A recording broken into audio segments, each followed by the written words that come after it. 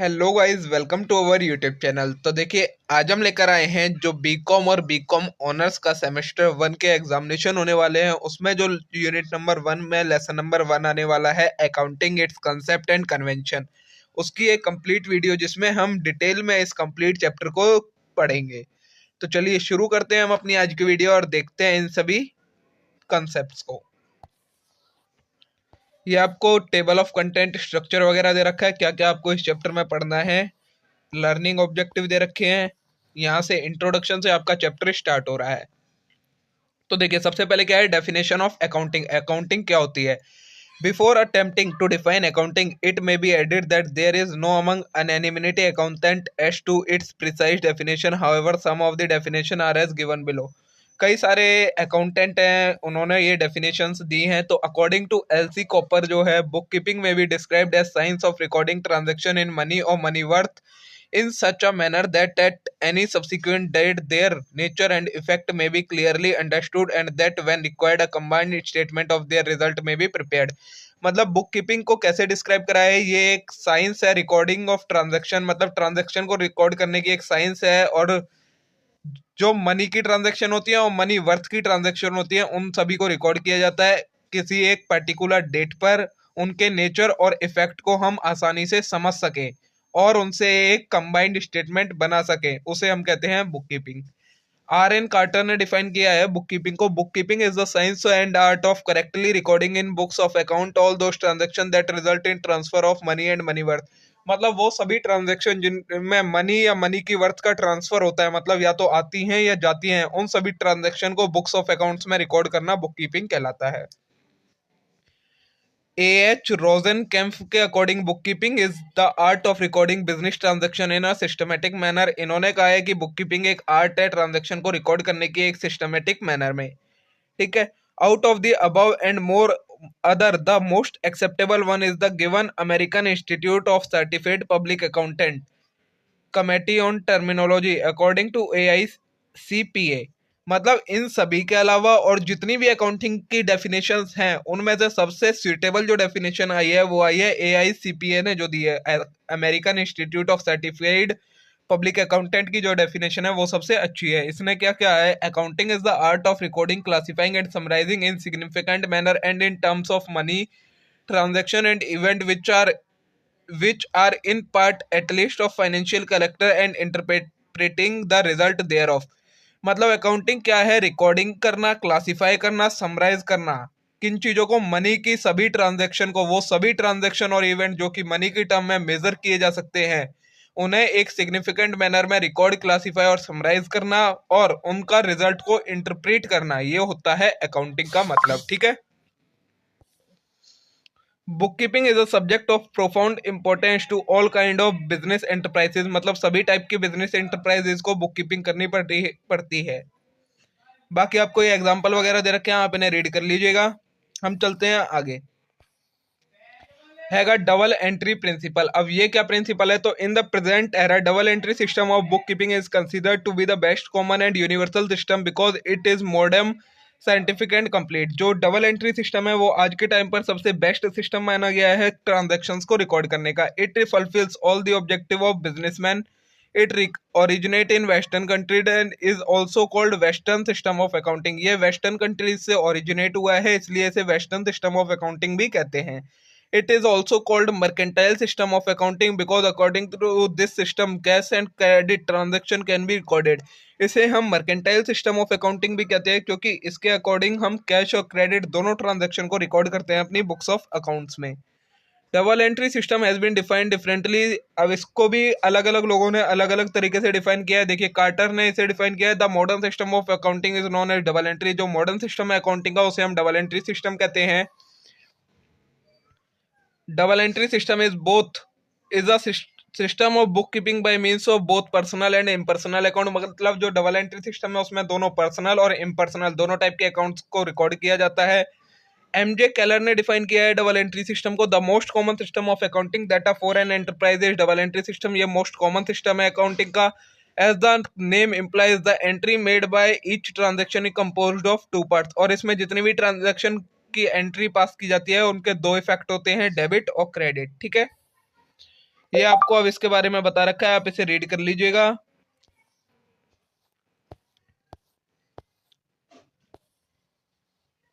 हमने ये सभी, बाकी मैंने आपको चीजें बता दी हैं जो जो इसमें इंपॉर्टेंट थी, बाकी अब ये इतना आपको रीड करना है खुद, मैं यहाँ से आपको करवाता हूँ। It follows therefore that in order to keep a complete record of all business transaction it will be necessary to keep the following account. मतलब सभी ट्रांजेक्शन को सेपरेटली रिकॉर्ड करने के लिए हमें इन सभी अकाउंट्स की जरूरत पड़ती है। द फर्स्ट है the account of each person of firm with whom the firm has to deal. मतलब हर पर्सन का जो फर्म में है और उन सभी लोगों या फर्म का जो इसके साथ हमारी कंपनी डील कर रही है, उनका अकाउंट होना चाहिए। सेकंड का the account of each assets और property in the business. Business में जितने भी एसेट हैं और प्रॉपर्टी है उन सभी का एक अकाउंट होना चाहिए अलग। The account of each head of expense और सोर्स ऑफ इनकम। हमारी जितनी भी इनकम है और एक्सपेंस है उन सभी के हेड का एक अलग अकाउंट होना चाहिए। The account which come under first group. जो पहले ग्रुप के अंदर आते हैं हर पर्सन का और फर्म का अकाउंट, उसे हम कहते हैं personal account. Those which come under second group. जो सेकंड ग्रुप में आते हैं मतलब एसेट और प्रॉपर्टी के अकाउंट, उन्हें हम कहते हैं real accounts. The account of each head of expense. जो थर्ड ग्रुप में आते हैं इनकम और एक्सपेंस के अकाउंट, वो आते हैं नॉमिनल अकाउंट के अंदर। Since word debit and credit and account have been used in the above definition and the discussion, it will be better if we understand the meaning of these words then proceed to discuss the rule of double entry. हमने ऊपर की definition में कुछ word पढ़े हैं, debit word, credit word और account word. तो सबसे पहले हम इन सभी का मतलब समझेंगे, उसके बाद हम डबल एंट्री सिस्टम को पढ़ेंगे। ठीक है, अब देखिए ये आप रीड कर लीजिएगा। चलिए बता ही देता हूँ मैं। The double entry system divide the pages into two equal half. जो डबल एंट्री सिस्टम है वो पेज को दो इक्वल हिस्सों में बांट देता है। The left hand side of each page. जो लेफ्ट हैंड साइड होती है अकाउंट की उसे हम डेबिट साइड कहते हैं, जो राइट हैंड साइड होती है उसे हम क्रेडिट साइड कहते हैं। There is no rational reason in the way in which the sides are chosen to represent different item and the credit side should easily been in the left hand side and debit the right hand side. इसमें कोई हमने rational reason नहीं है इसका कि हमने left side वाले को डेबिट क्यों कहा है और राइट वाले को क्रेडिट क्यों कहा है, बस ऐसे ही कह दिया। The Venetian merchant, who was the first known as businessman to use double entry system, just happened to select the left hand on debit side for the asset and opposite side of represent capital and liability, so it is remained ever since। जो सबसे पहले एक मर्केंट थे वेनेथियन, उन्होंने सबसे पहले double entry system का use किया था और उन्होंने लेफ्ट साइड में एसेट्स को रिकॉर्ड किया था, राइट साइड में कैपिटल्स और लाइबिलिटीज को रिकॉर्ड किया था, और तब से ये ऐसा ही चलता आ रहा है। आगे आएगा अब अकाउंट के बारे में। An account is classified in chronological order record in which the money value of all the benefits given और received by particular party are arranged in two separate columns on the right and left hand side respectively of each sheet of paper or each page or folio of the book in which it is written। मतलब जो भी account होते हैं उन्हें हम classify करते हैं और क्रोनोलॉजिकल ऑर्डर में रिकॉर्ड करते हैं। जो भी ट्रांजैक्शन हमारी हुई होती है, अगर किसी से कुछ चीज़ आई है या गई है, उनको हम उनके अकॉर्डिंग लेफ्ट और राइट साइड में लिखते हैं। There will be a debit side as well as credit side every account. जितने भी अकाउंट होते हैं सभी की एक डेबिट साइड होती है, एक क्रेडिट साइड होती है। This indicated by writing DR and CR on the left hand side and right hand side. Left hand side के ऊपर हम DR लिखते हैं हर अकाउंट में और राइट हैंड साइड के ऊपर CR लिखते हैं। All entries in DR side है प्रेसिडेड बाय वर्ड टू। मतलब डेबिट साइड में जितनी भी एंट्री होती है उनके सभी के आगे हमें टू लिखना होता है। On the other end all entry in credit side are preceded by the word by. और क्रेडिट साइड में जितनी भी एंट्री आती है उनके आगे हम लिखते हैं बाय। ठीक है, और जो भी जिस भी चीज का हम अकाउंट बना रहे हैं उसका टाइटल हम उसमें सबसे ऊपर देते हैं। देखिए यहाँ तक कंप्लीट हो गया, आगे चलते हैं अब हम। The account of the party that give a benefit is called a creditor. मतलब वो उसका अकाउंट जो जिससे हमें कुछ बेनिफिट मिला हो उसे हम कहते हैं creditor. And that of the party that receive it, और जिस पार्टी को ये बेनिफिट मिला हो उसे कहते हैं debtor. As a general rule the value of each benefit received by account is entered on the left hand column of the account and account is set to be debited. अगर जब हमें benefit मिलता है कुछ तो उसे हम left hand column में मतलब एंटर करते हैं और अकाउंट कहते हैं हम कि ये अकाउंट इस वैल्यू से डेबिट हो गया। On the other hand the value of each benefit given by an account is entered on the right hand column and the account of the set to be credited. और अगर हम किसी को कुछ benefit देते हैं तो उसे हम राइट हैंड साइड में कॉलम में लिखते हैं और कहते हैं कि ये अकाउंट क्रेडिट हो गया। These are called debit and credit entry respectively. Having understood the meaning of word debit and credit and account, let us now proceed with the explanation of rules of double entry system. अब हमें पढ़ने हैं double entry system के rules. For debiting or crediting a particular account, we have first to see which class of account are affected by transaction which is entered into by the businessman. सबसे पहले हमें समझना होता है कौन से type का अकाउंट इस ट्रांजैक्शन में इंक्लूड है। After ascertaining that the following rule of debit and credit will be followed, उसके बाद हमें ये रूल्स फॉलो करने होते हैं। अगर ट्रांजैक्शन में पर्सनल टाइप का अकाउंट है तो in the case of personal account we debit the person of the firm with the benefit received by him और by the firm and credit the person of the firm with the benefit imparted by the person और the firm. मतलब जिस भी person को या किसी firm को जब बेनिफिट रिसीव होता है तो उसके अकाउंट को हम डेबिट करते हैं, और जिस पर्सन से ये बेनिफिट रिसीव हुआ होता है उस पर्सन को हम क्रेडिट करते हैं। तो इसका रूल बन जाता है debit the receiver and credit the giver. Second रहेगा, अगर ट्रांजैक्शन में रियल टाइप का अकाउंट है तो रियल अकाउंट है debited with the incoming and credited with the outgoing. Real account में जब भी कोई चीज हमारे पास आती है तो उसे हम डेबिट करते हैं और जब कोई चीज जाती है तो उसे हम क्रेडिट करते हैं। तो इसका रूल बन जाता है debit what comes in, credit what goes out. ठीक है।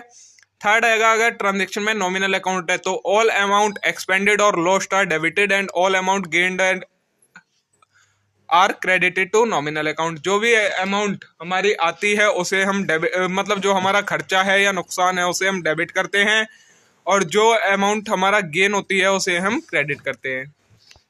In other word debit all expenses and losses, credit all income and gain.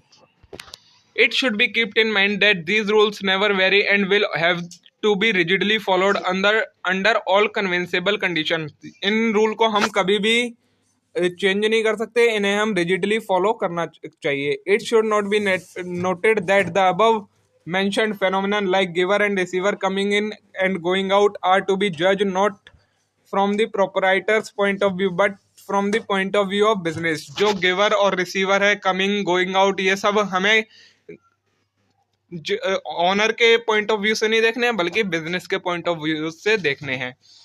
In addition to above rule of double entry system, there are certain basic concept and convention of accounting which must be known before actual bookkeeping and accounting work is started. These concepts are discussed herein after. इन rules के अलावा कुछ accounting principles और concept और conventions भी होते हैं जिन्हें हमें जानना जरूरी है बुककीपिंग स्टार्ट और अकाउंटिंग स्टार्ट करने से पहले। अब दिया है accounting as an information system. इसमें ज़्यादा कुछ इंपॉर्टेंट है नहीं, आप इसे रीड कर लीजिएगा, मैं आपको ये रीड नहीं करवा रहा। हम चलते हैं फंक्शंस ऑफ अकाउंटिंग पर। तो देखिए फंक्शंस ऑफ अकाउंटिंग में financial accounting perform the following major function. क्या क्या फंक्शन है? सबसे पहले maintaining systematic record, business transaction are properly recorded, classified under appropriate account and summarised into financial statement, income statement and the balance sheet. क्या first function है accounting का कि systematic record बना के रखना सभी ट्रांजैक्शन का और उन्हें एप्रोप्रिएट अकाउंट में क्लासिफाई और समराइज करना। सेकंड है communicating the financial result, accounting is used to communicate financial information in respect of net profit, asset, liability to the interested parties. और क्या फंक्शन है कि ये बताती है फाइनेंशियल रिजल्ट मतलब नेट प्रॉफिट है, लॉस है, एसेट्स और लायबिलिटीज के बारे में जो भी पार्टीज इंटरेस्टेड होती हैं इन चीज़ों के बारे में जानने में उनको।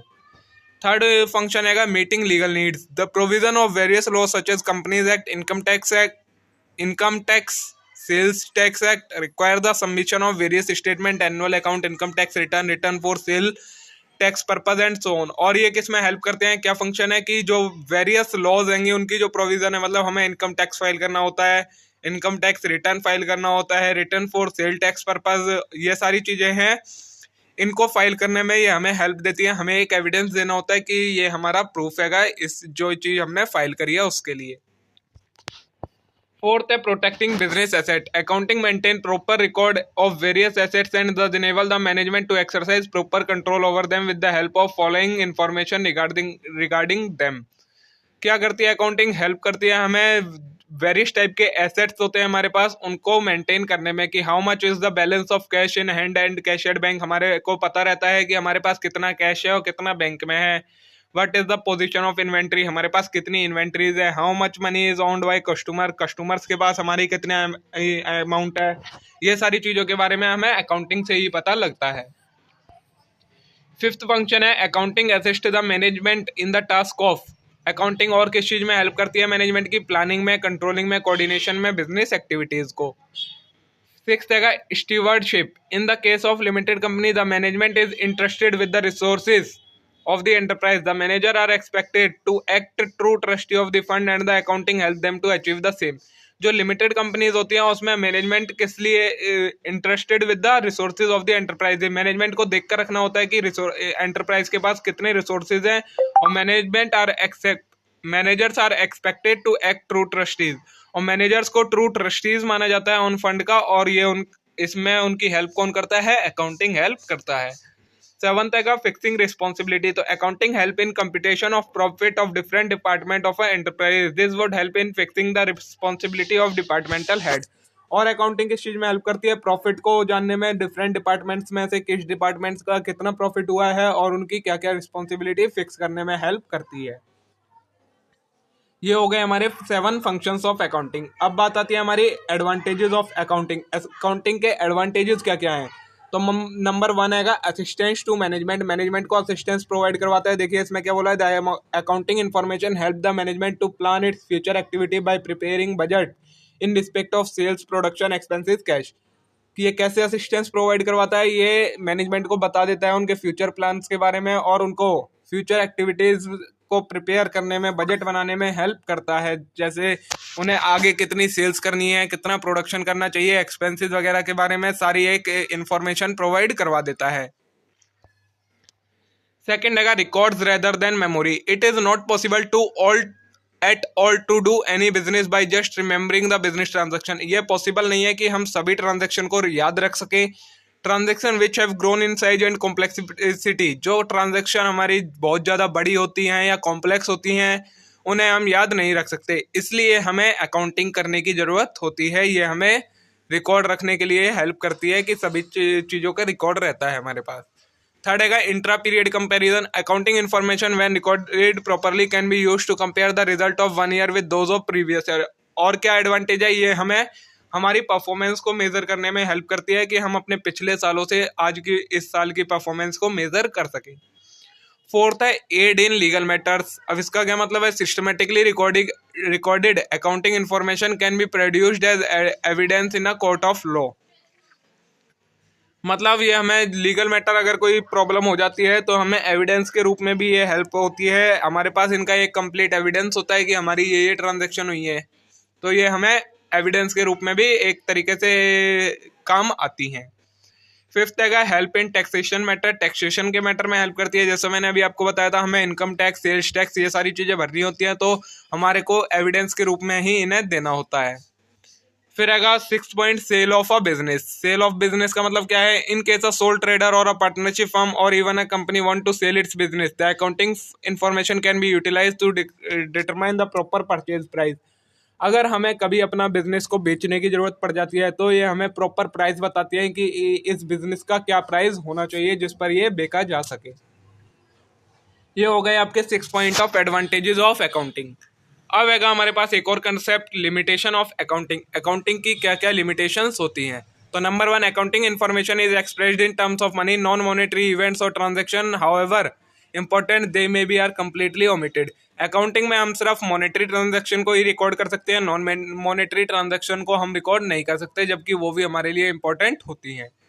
सेकंड है fixed assets are recorded in accounting record that original code, that is the actual amount spent on them plus of course and incidental charges. In this way the effect of inflation or deflation is not taken into consideration. जो fixed assets हैं उन्हें हम उनकी original cost per record करते हैं। Original cost में क्या क्या अमाउंट आती है, जितना हमने उसको खरीदने में लगाया और उस पर जो भी हमने खर्चा किया उसको स्टार्ट बिल्कुल रेडी करने के लिए। बट इससे क्या होता है, जो इन्फ्लेशन और डिफ्लेशन होता है उसका इसमें इफेक्ट नहीं आता है, जिससे ये हमारी एक लिमिटेशन हो जाती है अकाउंटिंग की। थर्ड है accounting information is sometime based on estimate, estimates are often inaccurate. जो अकाउंटिंग इन्फॉर्मेशन होती है वो कई बार हमारे कुछ एजम्पशंस पर बेस्ड होती है, एस्टिमेट्स पर बेस्ड होती है, और वो एस्टिमेट बिल्कुल एक्यूरेट नहीं होते हैं, तो ये भी एक इसकी लिमिटेशन है। फोर्थ है accounting information can not be used as only test of managerial performance on the basis of more profit. हाँ, जो अकाउंटिंग इन्फॉर्मेशन है वो सिर्फ प्रॉफिट के बेसिस पर जो बिजनेस है उसको डिवाइड कर देती है, कि बताती है किस टाइप का ये बिजनेस है, अच्छा बिजनेस है या बेकार है, लेकिन सिर्फ प्रॉफिट के बेसिस पर हम बिजनेस को डाइवर्सिफाई नहीं कर सकते हैं, उनको बांट नहीं सकते हैं इनमें कि अच्छा है या खराब बिजनेस है। कुछ और भी फैक्टर्स होते हैं, तो ये इसकी एक लिमिटेशन हो जाती है। फिफ्थ है accounting information is not neutral और अनबायस्ड। मतलब अकाउंटिंग इन्फॉर्मेशन होती है वो बायस्ड होती है, लोगों के व्यूज के अकॉर्डिंग उसे चेंज कर दिया जाता है। कई बार अकाउंटेंट होते हैं वो इनकम को कम कर देते हैं जिससे हम उनको इनकम टैक्स वगैरह कम देना पड़े, तो ये इसकी एक लिमिटेशन हो जाती है। सिक्स है accounting like any other discipline has to follow certain principle which in certain case are contradictory. कई बार ऐसा हो जाता है जो इसके खुद के प्रिंसिपल्स हैं अकाउंटिंग के, वो एक दूसरे से कॉन्ट्राडिक्ट कर जाते हैं, तो ये भी इसकी एक लिमिटेशन हो जाती है। इसमें एग्जांपल दिया है, आप उस एग्जांपल को रीड करके समझ लेना। तो देखिए गाइस, आज हमने इतना चैप्टर हमारा कंप्लीट कर लिया है, ये हो गया वीडियो का पार्ट 1। अब हम मिलेंगे नेक्स्ट वीडियो में जिसमें हमें the user of accounting information से स्टार्ट करेंगे वीडियो को। तब तक के लिए आप इस वीडियो को लाइक करें और चैनल को जरूर सब्सक्राइब कर लें इस टाइप के और इंपॉर्टेंट कंटेंट्स के लिए। तब तक के लिए थैंक यू।